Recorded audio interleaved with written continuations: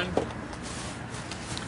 All right, so we just got finished with jury selection for the Bundy trial retrial, and let me tell you, they have officially rigged this jury.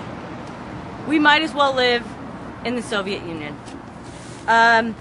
They rigged this in advance. There was a motion that they filed that stated that we were going to try to keep males and ethnic people off of the jury.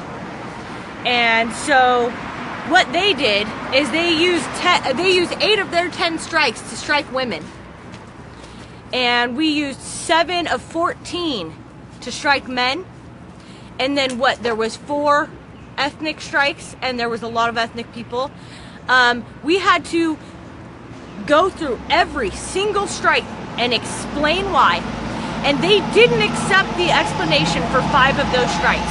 So they took those 5 strikes away from the defense and left all of the prosecution strikes. When the defense lawyers motioned to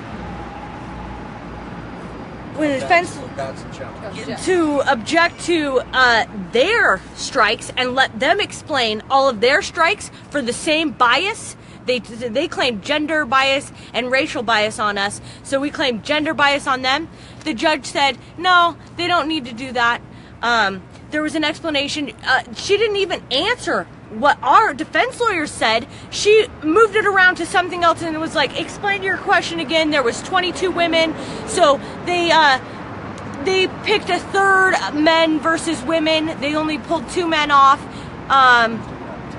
And they used 8 out of 10 on women, 80%. But they used a different mathematical equation to say that was all because there was more women left in the jury pool, and that's the entire jury pool of what was left to take.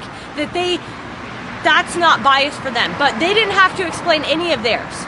So it left in the end with the prosecution having 10 strikes and the defense only having 9 strikes. It is rigged. The U.S. filed these motions weeks ago with this plan to get equal peremptory strikes. Normally this starts with 10 for the defense and 6 for the prosecution, but because there's extra people, they ruled that they gave extra strikes, so they also gave extra strikes to the prosecution. They said that the defense lawyers tried to exact the exact same jury as last time. They said, how could we possibly do that when there's 2 less people, which means we have, 4 less strikes, and they have 4 more. So how is that mathematically possible? But that doesn't matter, because the judge is allowed to stop what she's doing, go back into her office, figure out everything the possible way that she can to make sure that she stacks this for the prosecution.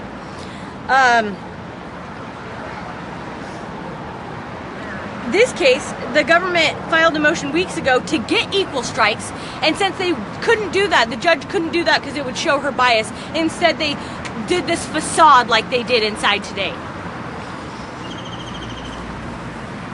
Then today, after the jury selection, the government made a motion based on Boston versus Kentucky, alleging this gender and racial problem upstairs. This motion was supposed to be for prosecutors. It's a claim that prosecutors normally try to get African American males off the jury, and that if they're to strike one, they have to explain why.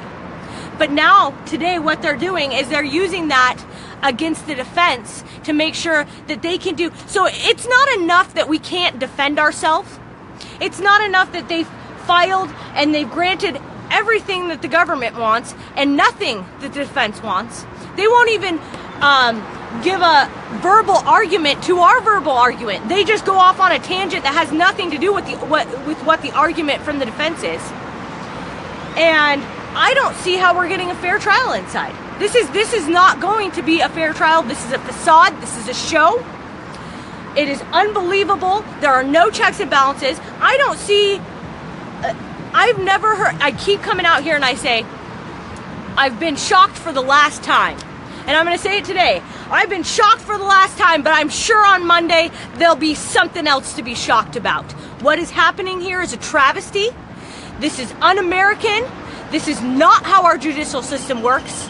And, oh, on top of that, I was taken outside. I was reprimanded and told that if I mouth something or, look at the defendants and do something again, I will be removed from the courtroom for the entire duration of the trial. This is the first time I've been talked to during this trial. And he used his big giant voice, "You in the hallway." Guess who else was in the hallway? All the prospective jurors that were sitting in the hallway. Instead of doing it in between the two rooms or in between the two doors, no, they bring me out in front of the jury. Your boss? They bring me out in front of the jury to reprimand me out there. Then they follow me inside. Are you assaulting? They follow me inside and they do the same thing.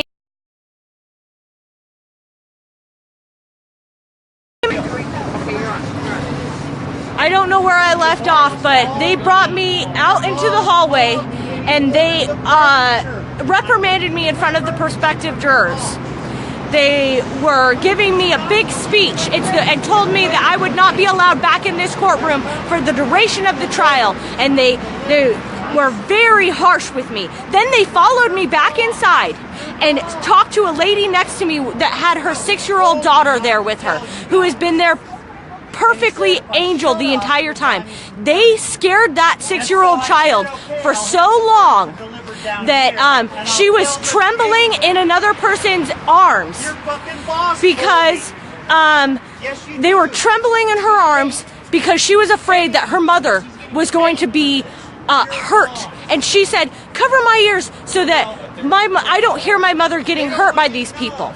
This is so ridiculously wrong that they take me out into the hallway, but then they continue to come back with 2 marshals and do this in the courtroom. Why couldn't they do mine in the courtroom? Because they wanted me out in front of that jury.